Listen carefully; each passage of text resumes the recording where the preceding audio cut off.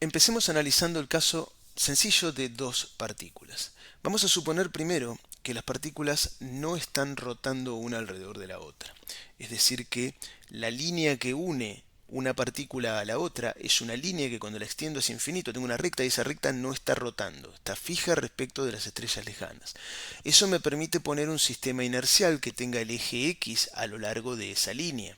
Entonces, cuando las partículas no están rotando, puedo escribir, se me fue para arriba, puedo escribir las ecuaciones de movimiento solamente a lo largo del eje X. Esta sería la ecuación con A igual a 1, vamos para arriba, de estas ecuaciones las estoy poniendo solo a lo largo del eje X porque dije que no están rotando y por lo tanto puedo poner un sistema inercial cuyo eje X vaya en la dirección que une ambas partículas. Entonces si pongo A igual a 1 tengo esta ecuación y si pongo A igual a 2 tengo esta ecuación. Fíjense que sobre la partícula 1 solamente puse la fuerza que 2 le hace a 1 y no puse fuerza externa.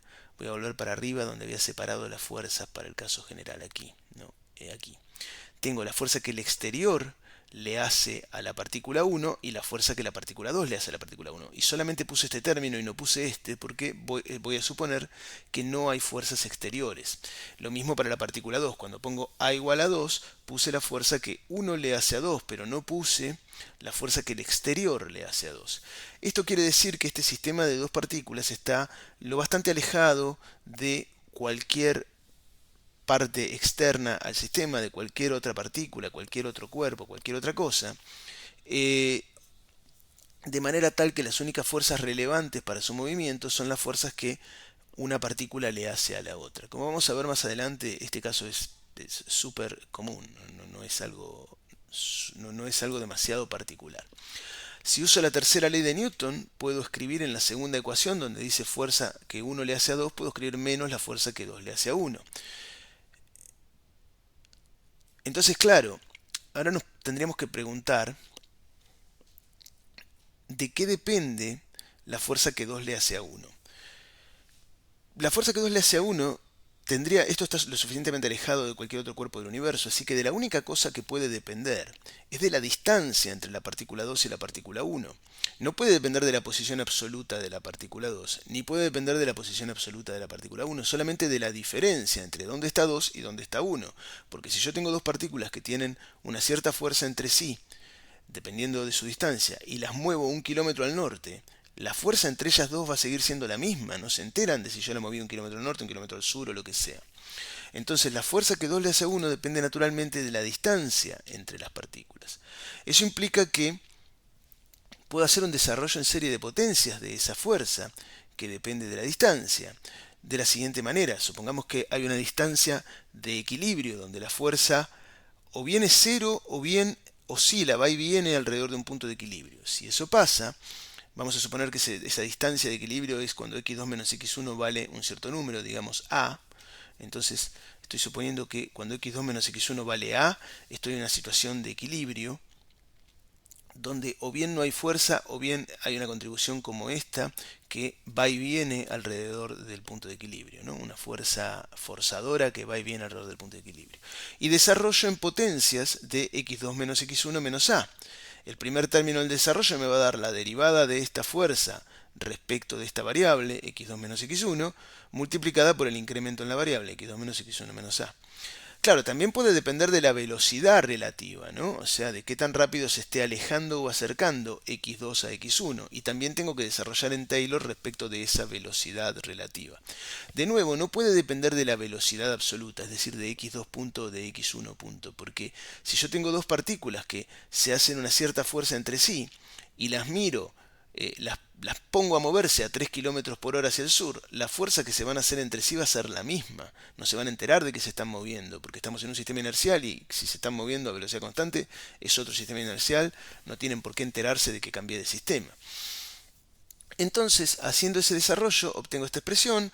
Para la partícula 2 tengo exactamente lo mismo, pero con un signo menos. Por supuesto, yo puedo sumar estas dos ecuaciones para probar de nuevo que cómo se mueve el centro de masas, pero si sumo las dos ecuaciones, como ahora tengo que esto es menos esto, cuando sumo de este lado me da cero, porque la fuerza total externa supuse que era cero, y entonces defino la posición del centro de masas como corresponde, o sea m1x1 más m2x2 sobre m1 más x2 más m2, perdón, Y esta ecuación no es otra cosa que la que dice que la masa por la aceleración del centro de masas vale cero y por lo tanto el centro de masa se mueve con velocidad constante. Es decir, que puedo poner mi sistema de coordenadas en el centro de masas, digamos, y entonces las partículas están, el centro de masas está en reposo en mi sistema de coordenadas y me puedo olvidar de esta ecuación de movimiento. Eso quiere decir que en realidad, de estas dos ecuaciones que tengo acá, me alcanza con resolver una, la otra la puedo reemplazar por esta.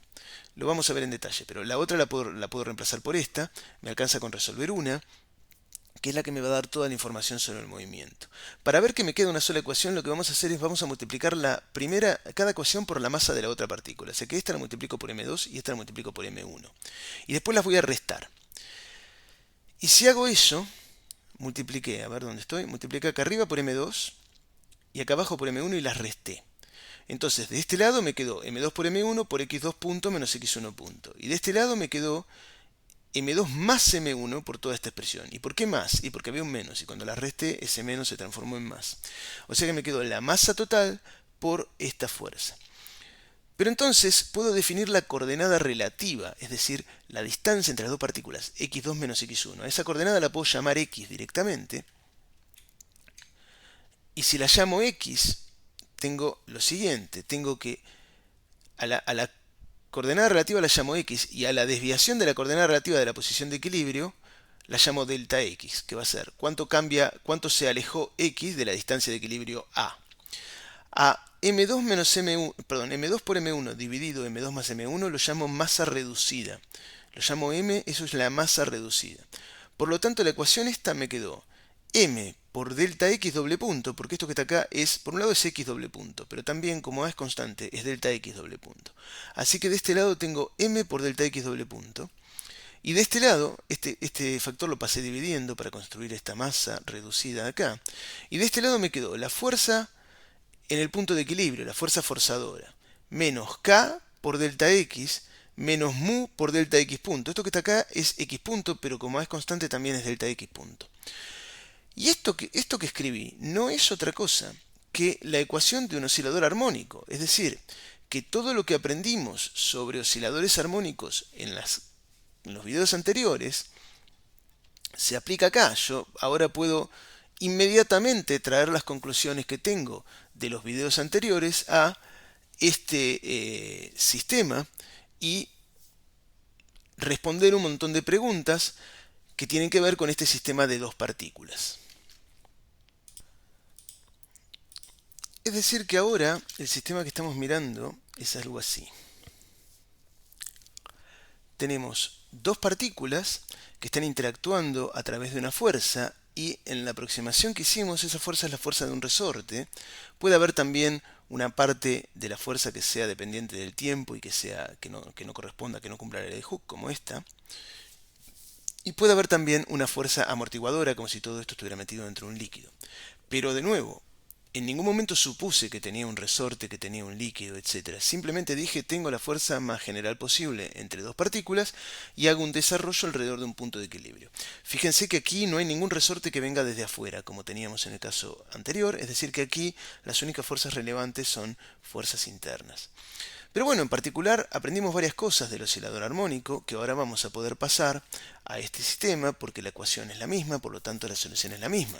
En particular, cuando no hay contribución forzadora y cuando la disipación no está o es pequeña, entonces la solución para el oscilador armónico está dada por una amplitud por el coseno de omega 0t más delta, donde omega 0 es k sobre m. Ahora k es este k, que corresponde al desarrollo de la fuerza en potencias de esta distancia.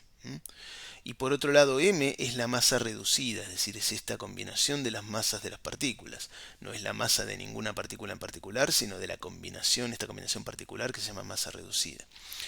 Pero bueno, de todas maneras, la solución es la misma y lo que sabemos se sigue aplicando. Por otro lado, cuando hay una parte forzadora o externa, si bien no es externa al sistema, acá hay un problema con la notación, se llama fuerza externa a la parte que queda residual cuando uno desarrolla en serie de Taylor, pero esta no viene desde afuera del sistema, es parte de la fuerza entre las dos partículas.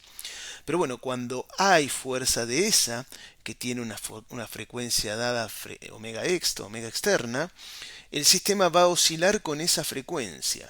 Si la frecuencia de la fuerza externa coincide con la frecuencia natural del oscilador omega 0, se produce el fenómeno de resonancia y estas partículas empiezan a alejarse y acercarse cada vez más lejos, digamos, o sea que están oscilando con una amplitud cada vez mayor. Por otro lado, cuando hay disipación, es decir, cuando este término no es pequeño o nulo, entonces eso limita la resonancia y hace que las partículas se empiecen a oscilar con amplitud cada vez mayor, pero hasta un límite, ¿no? Que es la amplitud máxima que se produce cuando hay disipación, la amplitud máxima de resonancia.